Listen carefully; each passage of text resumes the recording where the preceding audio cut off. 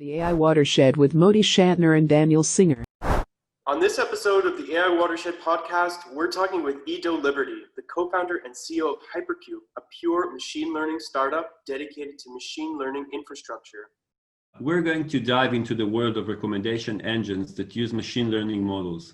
We'll talk about nearest neighbors and semantic search and how to upscale current platforms to accommodate the demands for high volume and high frequency. We're also touching on Home Depot, the building material retailer's use of deep learning and HyperCube's offering.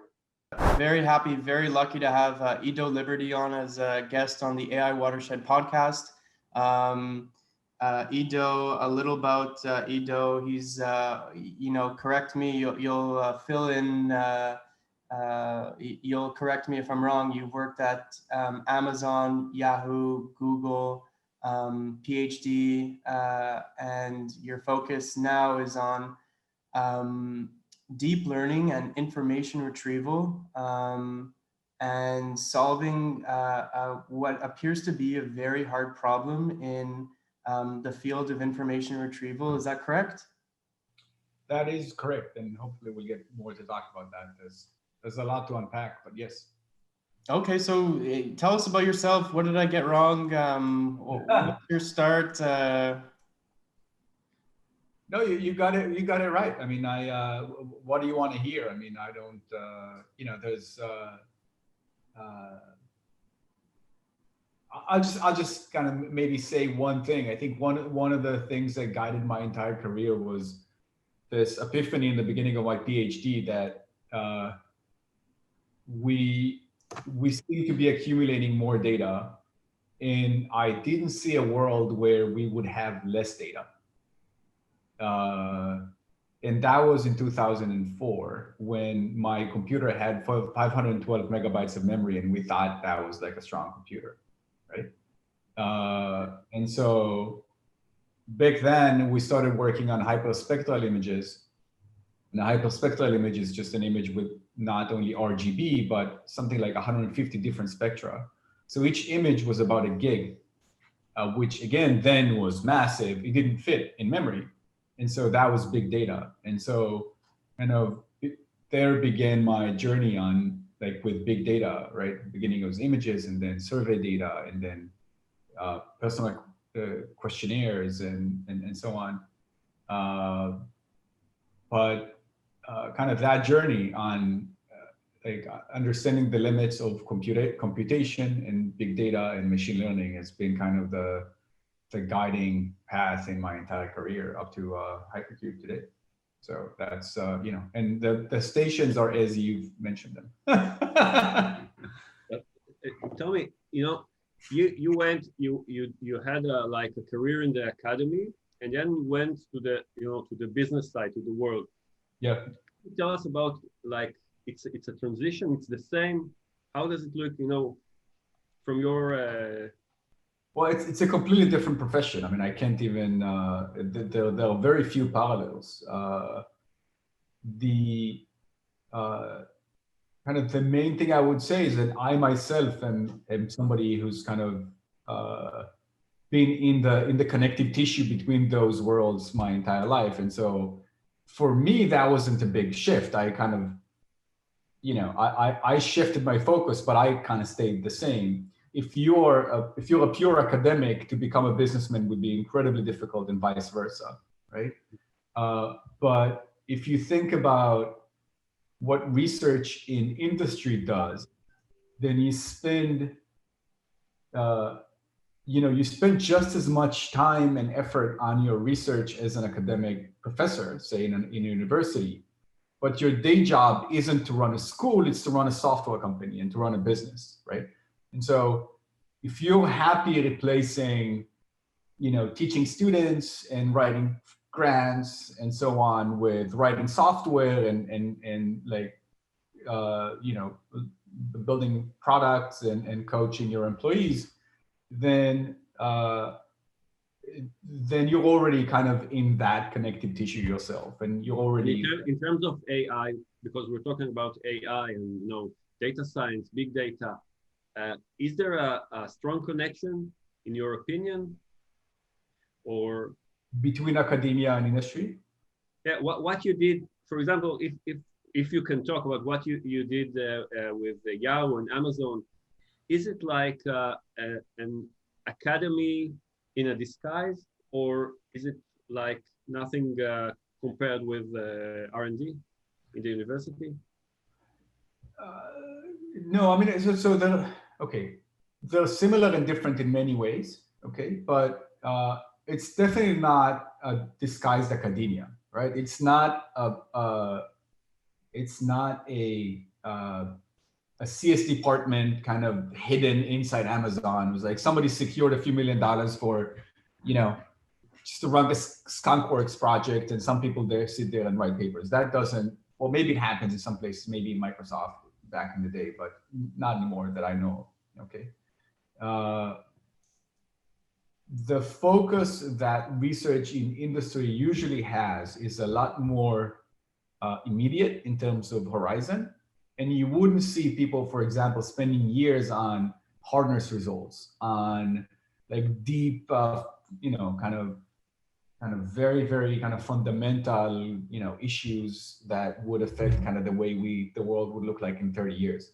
That would be very hard to actually justify in terms of the business. If your research looks like that, if that's the thing that drives you, then industry research isn't the thing for you, right? Because you're just not going to be very happy there, or just not be very productive or useful for the business, in which case you probably wouldn't enjoy that very much. But if you're like me, where your research really has to do with, how do I take this kind of theoretical result or this,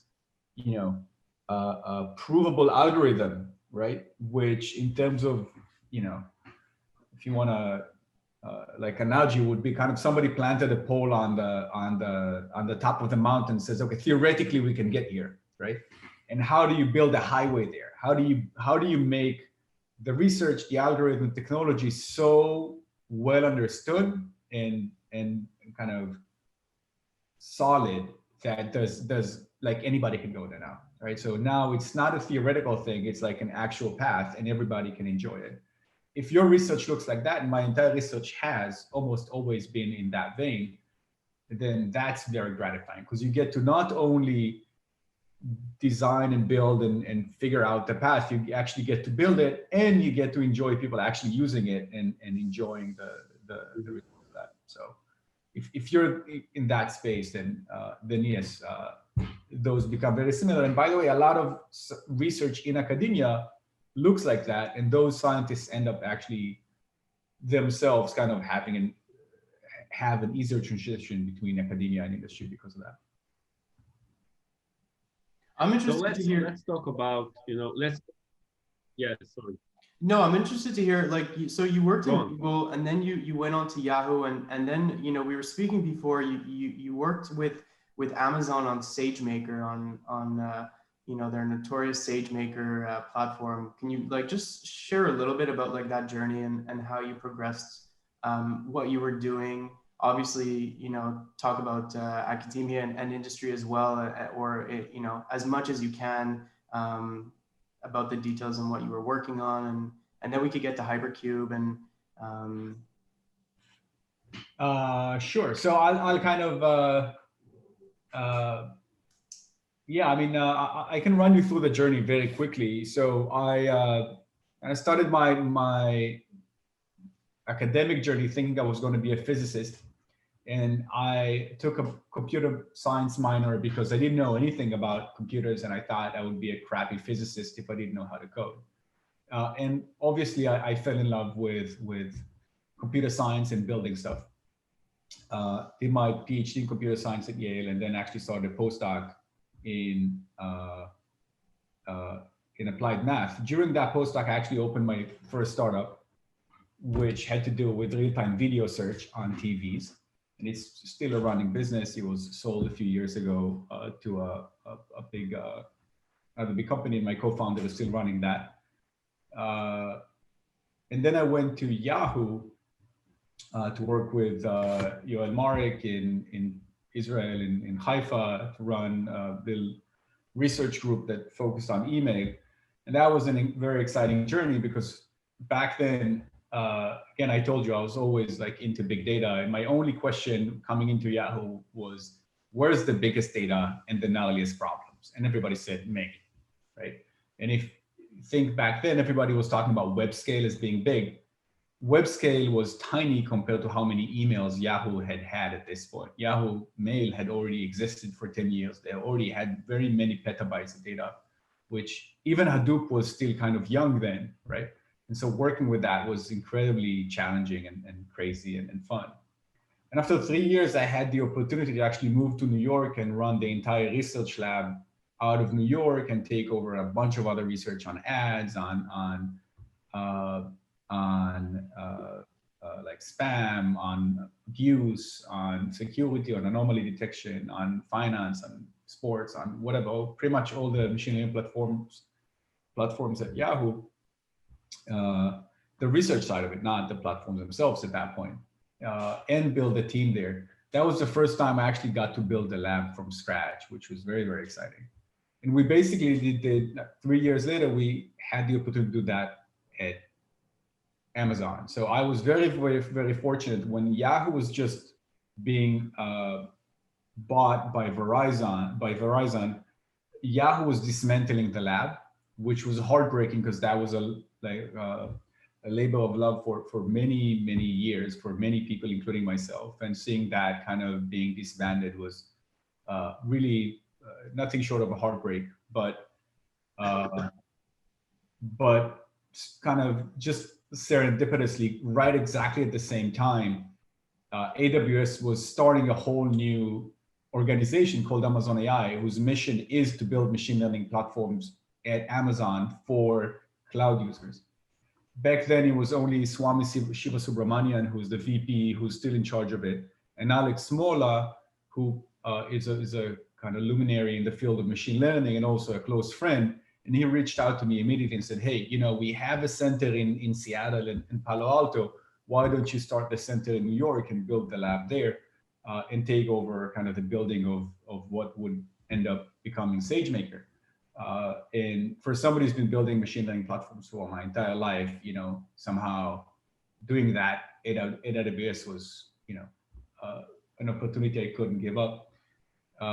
And so I moved, and we did that for about 3 years. It took us almost 2 years to launch SageMaker. When we launched it, it was, in my opinion, not even ready. But that is the Amazon way. You kind of launch something and then you iterate. But that was a wild ride. And, that was the first time where I actually saw how the world works on the belly of the beast, and see how to manage services, how to build customer base, how to build a service inside AWS. And 3 years later, kind of the understanding that something like HyperCube needed to be built was just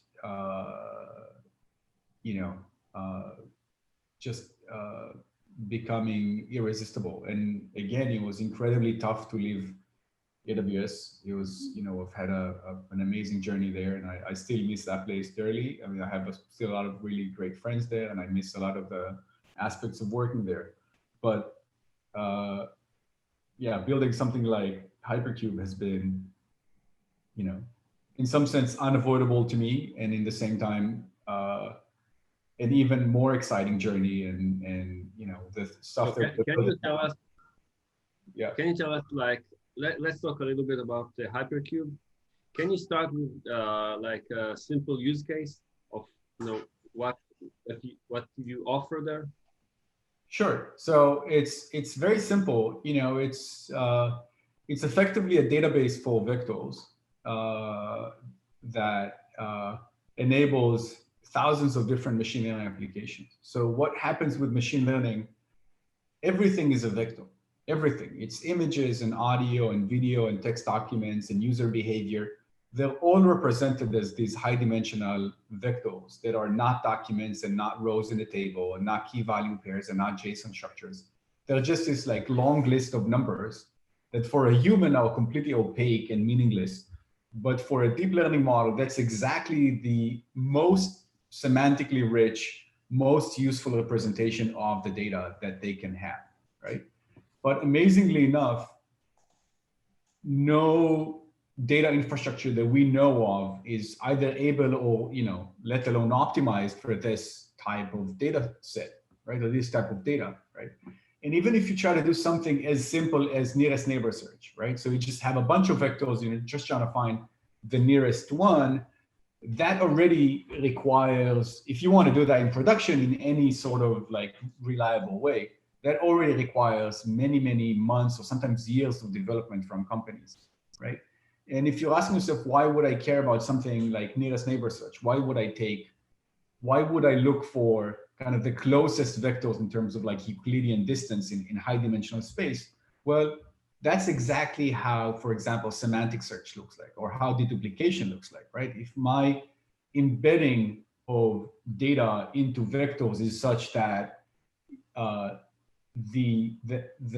items that semantically are similar would map to a close place in high dimensional in the vector space, right? Then if I take an item and I look for everything around it, then in some sense, I'm looking for things that are similar semantically, okay? And so that type of query of give me everything that's close to me in high dimensional space, effectively what it does is semantic search. And what it does is give me everything that's similar to me. So things like deduplication, for example, work like that. Things like actual semantic search on text works like that. Yeah. Just a minute. let's stay with the with the overview. So okay. What you're doing is you're adding like a layer of matching services or semantic matching services or similarity over an existing database.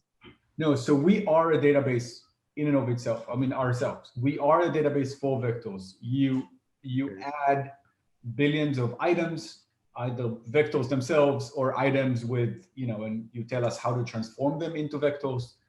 We store them in special ways. We index them in special ways so that we can answer queries like nearest neighbor search and max bug search and all the things that you would try to operate on billions of vectors with effectively, obviously. And we allow for these kinds of applications, right? If you're building a recommendation engine, right, and you want to find the top scoring items quickly out of many millions of items, the only way you can do this is if you kind of use a database that is able to actually withstand the kind of traffic that you're going to see, right? And we are that, right? So we are a database that's dedicated. Let's go with the example or the use case, because let me see if I understand.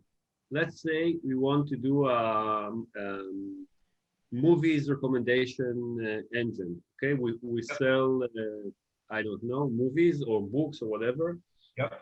And what you do is you say, okay, give me your database or part of your database. I'll do some transformations and I'll create the recommendation engine, which if you give me one item, I can give you similar or matching items. No, so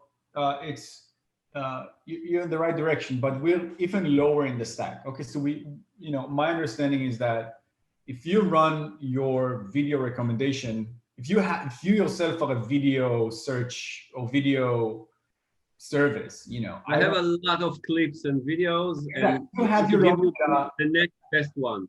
You have your own data. You have your own data scientist. My job is not to patronize you and tell you how to build your recommendation engine, right? My job is to unleash you and let you build the best recommendation engine that you want, okay?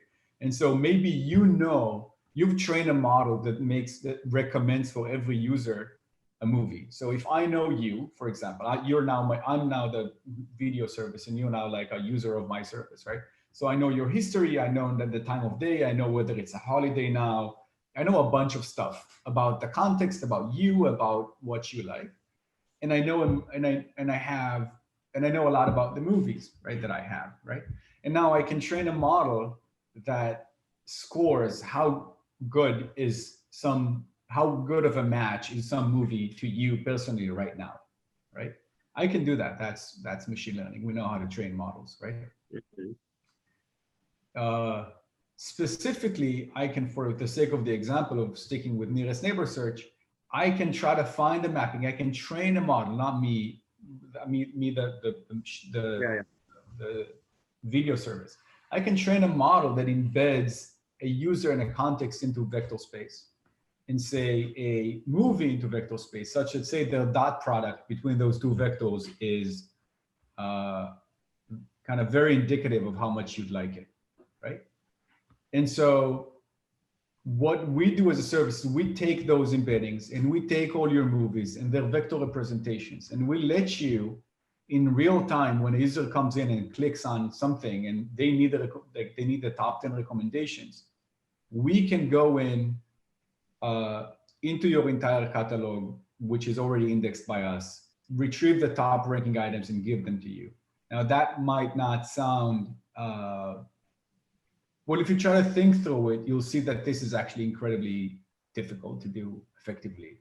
The only trivial thing to do is to score all the movies that you have for every click that you have, which obviously doesn't scale, right? And everything else requires very, very deep thinking and like very unique indexing and of high dimensional vectors and so on. And that's what we've built. So if you're building that recommendation engine, you should own your machine learning and your transformations, because we feel like you are the domain expert and you should,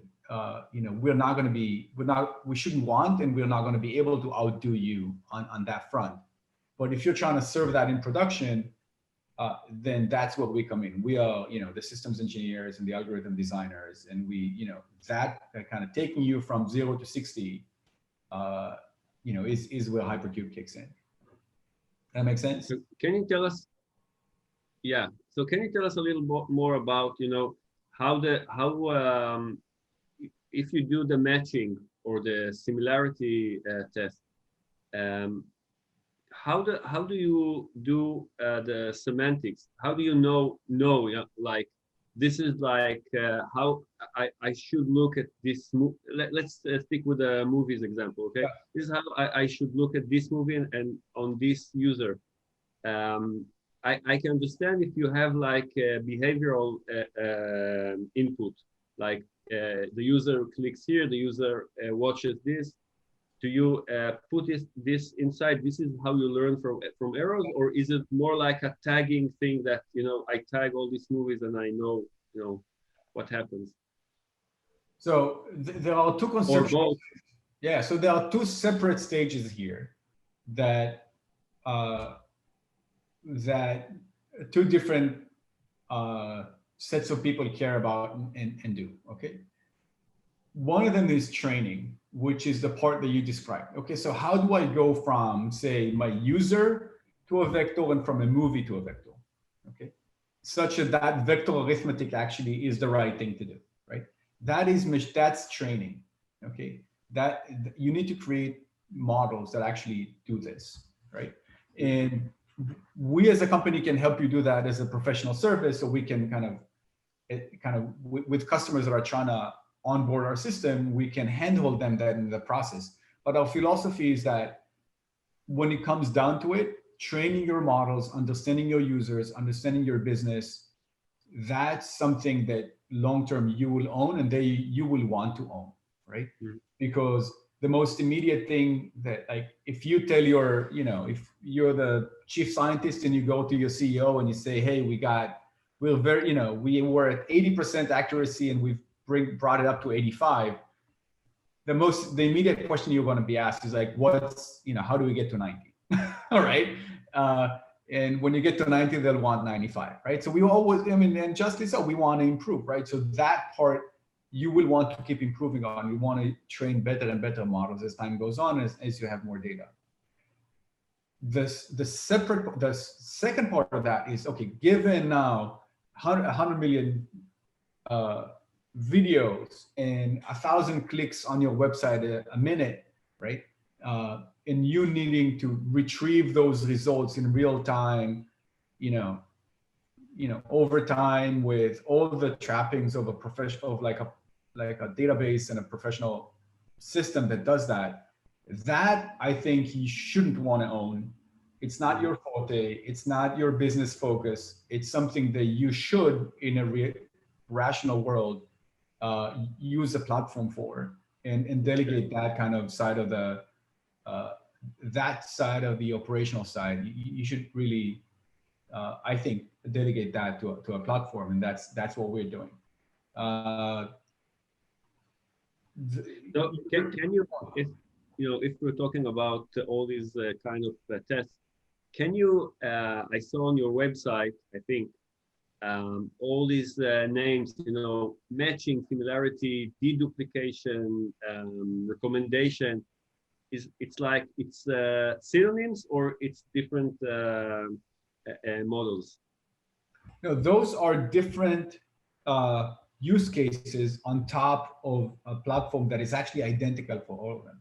Okay. Okay. So those are different data sets and different models and used for different applications, but all of them use the same set of APIs, the same service, nothing changes. And that's, I think, the most powerful indication that what we're building is actually like a really important building block in the machine learning ecosystem, is that we can drive all of these different applications with one database, essentially, right? And so it doesn't matter to us if you as a customer come and say, we try to do, we have product listings on our catalog and we're trying to deduplicate them. For us, that looks very, very similar to, I have, billions of time sequences and I'm trying to do anomaly detection. Those things sound completely different, right? But under the hood, they're almost identical in some weird way. It's these conversion to vectors, these vector arithmetic on very large number of vectors. The distribution is the same. The algorithms are similar. Like a lot of things are almost identical. And so, for us, this is really about replacing the top layer and the bottom layer staying the same. Does that explain? Okay. Does that answer the question? Yeah. Okay. So what you do is like you scale, you provide the scale up, the scaling layer for what a data scientist is doing, on his own computer, right? You say, okay, you build the model. Now let's go and do it like with 1 million visitors per hour or whatever. Correct. I think maybe yes, you're right.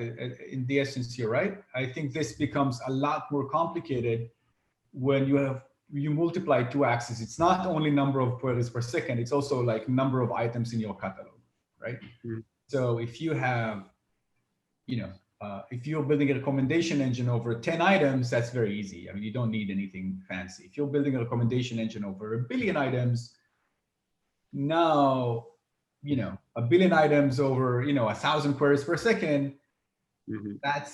That's already a lot, right? So now we're talking about 10 to the 12 model valuations a second. Yeah.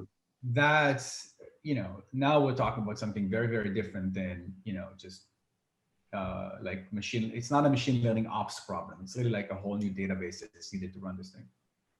Yeah. Okay. Very impressive. And where do you see, what's the next step? Let's say that,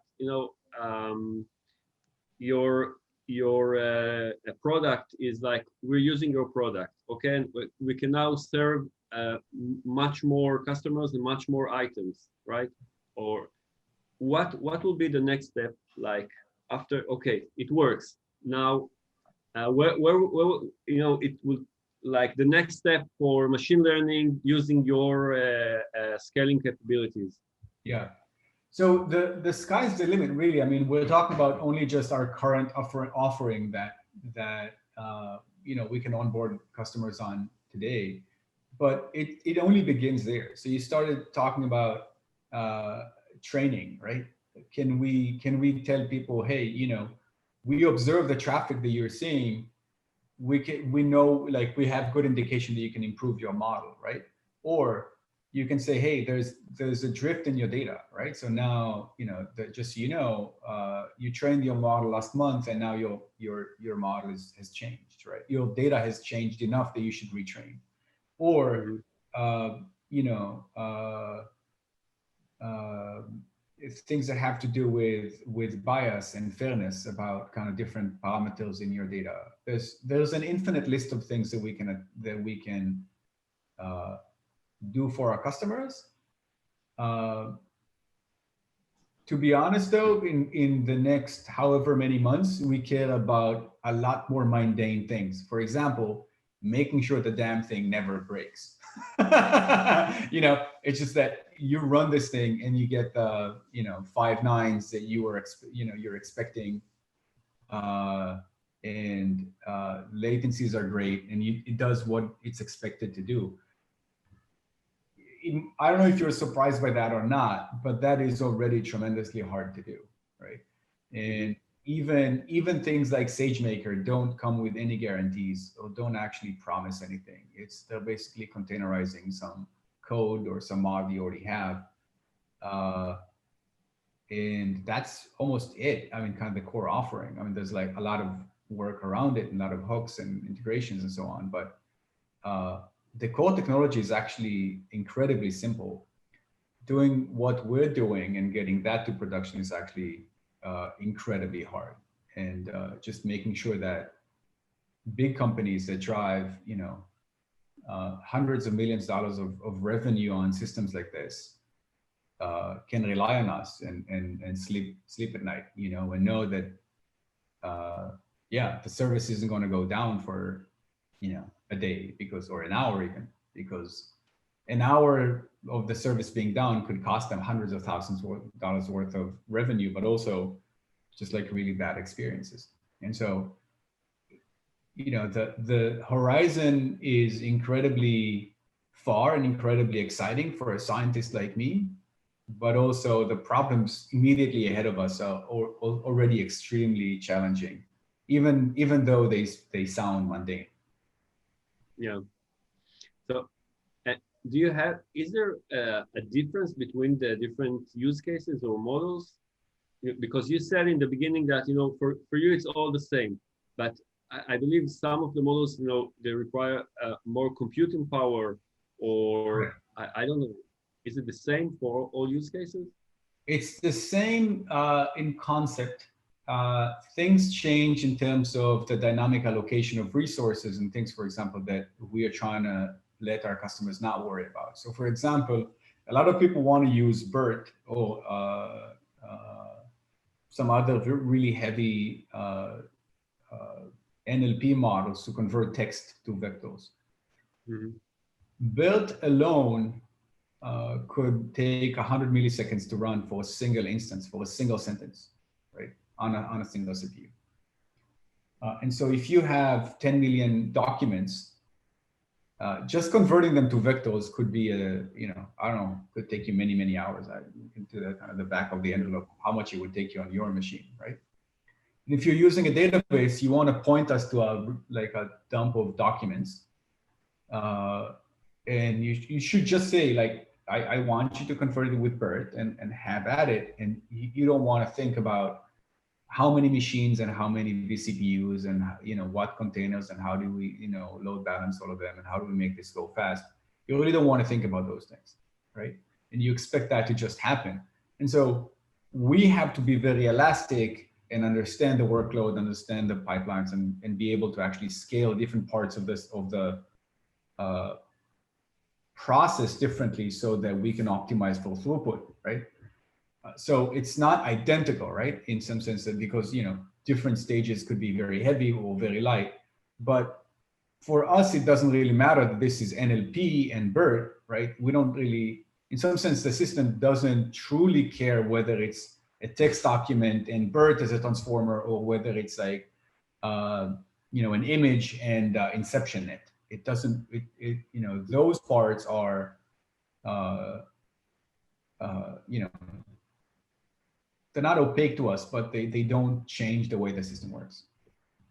So tell us about Home Depot and if it's relevant, tell us about the engagement you have with Home Depot and what you're doing for them, how Home Depot is using deep learning technology to boost their offering and boost their sales and yeah, and also let's talk tell us a little about I'd love to hear about have you watched the Netflix new documentary on Facebook and I think have you seen that? Do you watch Netflix?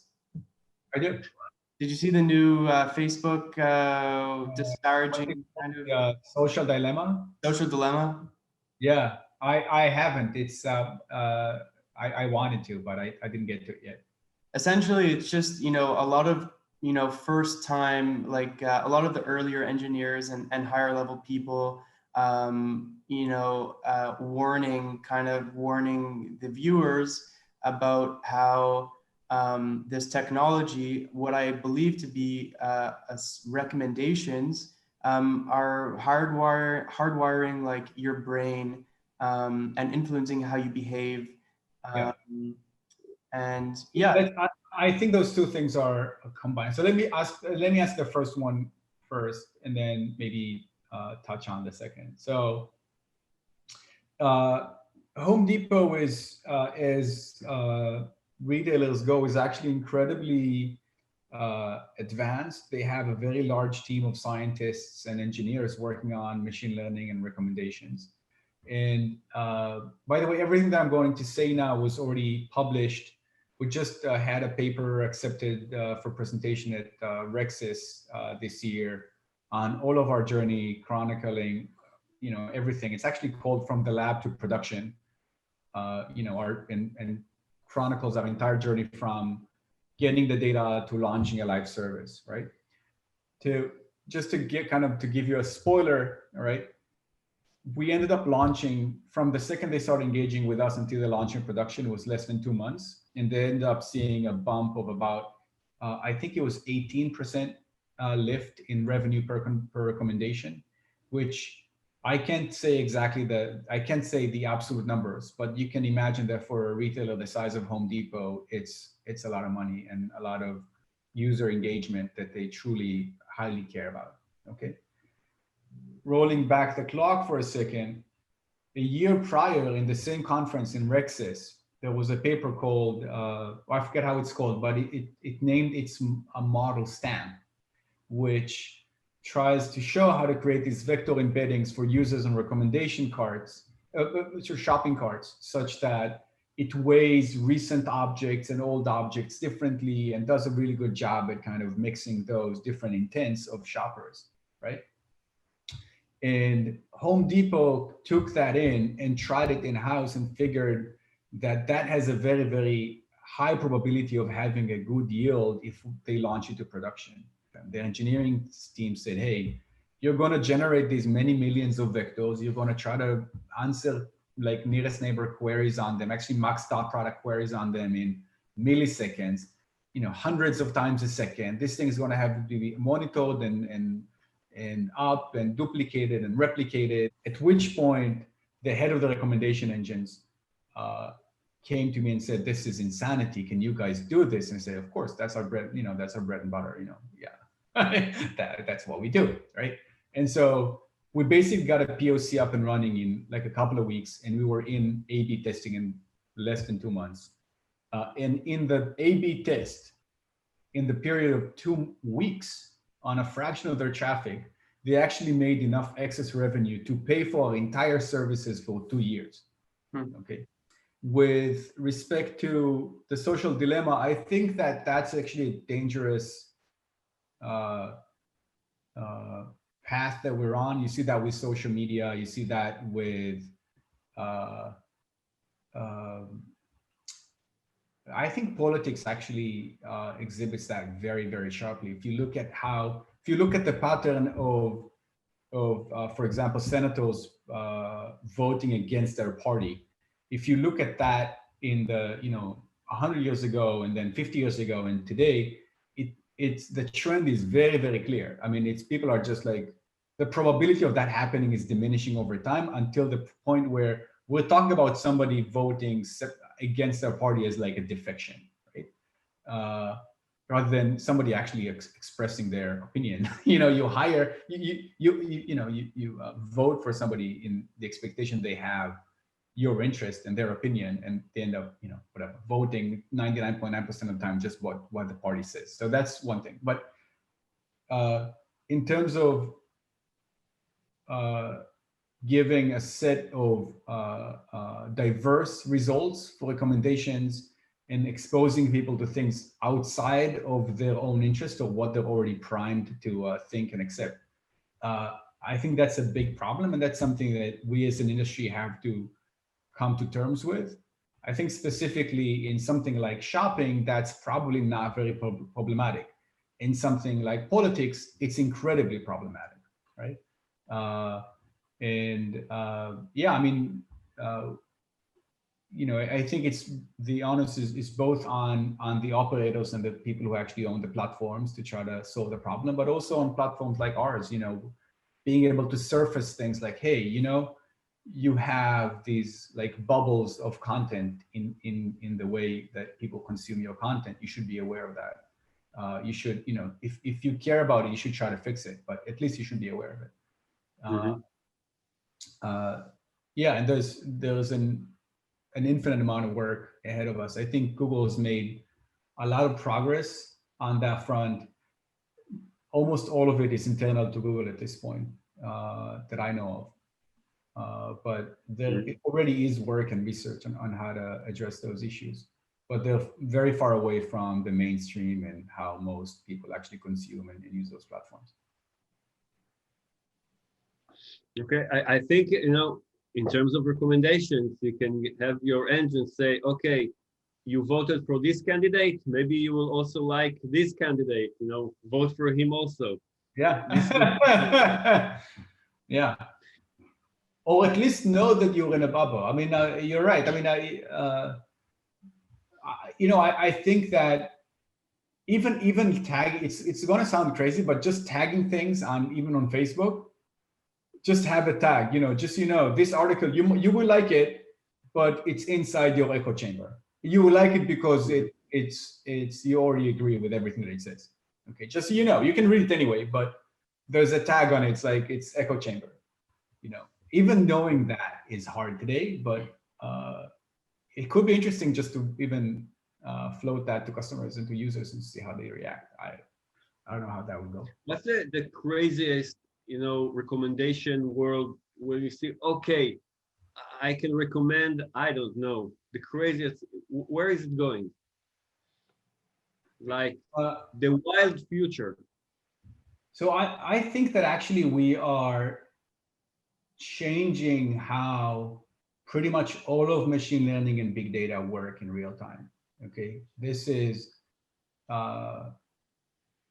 these like vector operations and nearest neighbor search and recommendation, so on. This is how the world works today. Not very far into the future, maybe 5 or 10 years, you're not going to be building those solutions in the way that you do now. You basically will train these really heavy models, and they're going to represent everything that everything that has to do with preference and probability of events and so on. And you're going to feed that into systems like HyperCube and just say, hey, just run this in real time. And I don't want to even know like how you do it, right? And we already know that there are significant improvements that can be made in pretty much how all these platforms are built today, right? But going back to the beginning of our conversation, by saying we know is the academic community. We, the kind of pioneers, know that there's the promised land is just around the next bend, right? We've seen it, we've been there. We can't take you there right now because there's we have to build a highway, but we've seen it, right? It's happening. We're building it right now at HyperCube, and I guess in other places as well. If you're building anything from online advertising to image and video recommendations to shopping engines to deduplication, anomaly detection, pattern matching, all of those things in some sense are going to be driven mainly by machine learning models and machine learning and data, and operated and ran at scale online with an engine not unlike HyperCube, or specifically HyperCube. So that's happening. I hope it takes 5 years and not 20, but I think it's somewhere between those two. So if I have like a very nice machine learning model with a large client base and a lot of recommendations, I should go to HyperCube. 100%, and I'll say even more. We are launching our next version in about a month and a half, and we have a handful of API keys that we give to early adopters to use for free for a while, and kind of bang on it and see what happens and give us feedback and try to break it. We tried ourselves pretty hard to break it. We just ran a huge stress test yesterday. The results are in, and they're kind of insane. Talking about like many billions of items and like 50 millisecond round trips on like some ghastly number of machines. Yeah. So the lights went down at my house. It was What? you. Come again? Exactly. So the light went out in my place. It was you, right? it was us. Yeah, probably. So yes, if you have this kind of data, if you're facing machines, if you're trying to do nearest neighbor search on massive number of items and you're trying to get it to production, if you're building some huge recommendation application and you're stuck with like big production engineering issues that you think they're either unsolvable or you think they're unsurmountable for you, probably you should reach out to us. And yeah, if you do that quickly, you might actually get one of those free handles that we can give out.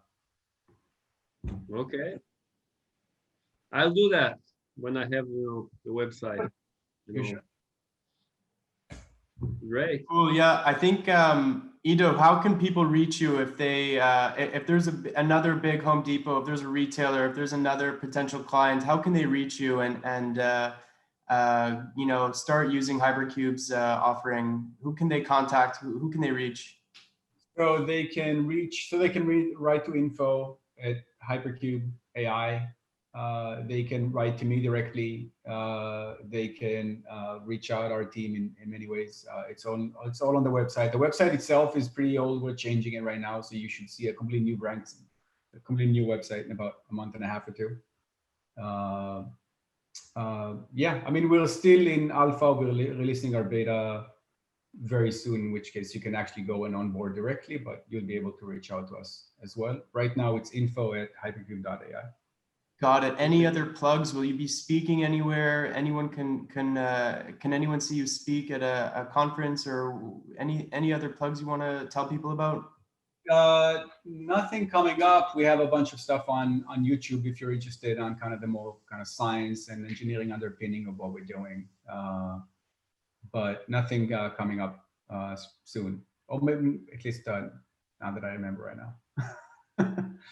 Got it. Cool. So we'll wrap it up here. Ido, thank you for coming on the AI Watershed podcast. Awesome to have you and learn about HyperCube systems. And thank you guys. Appreciate it Very much.